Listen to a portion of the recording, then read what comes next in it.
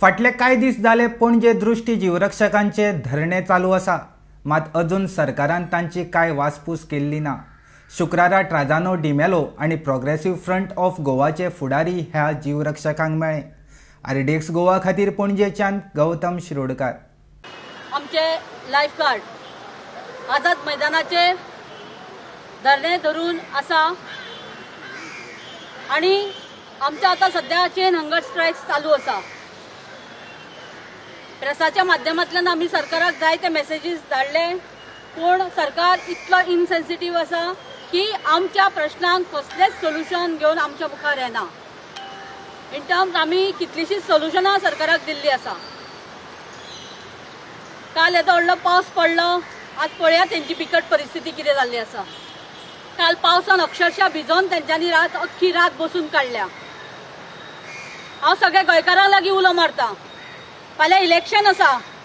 ZP इलेक्शना खातीर हे सरकार फुडें वयता, आपले कॅन्डिडेट सगळे गोंयभर तेणे घातलेले आसा. हांव म्हणटा, हे जेन्ना कामगार हांगा उपाशी मरता तेन्ना गोंयचे लोक ह्या सरकाराक, ह्या भाजप सरकाराक कशे माफ करतले? See, all that one can say, when you see the way the government is functioning, maybe at the center or maybe at the state, it is out to finish the middle class, to finish the working class, and to make their corporate friends richer and greater.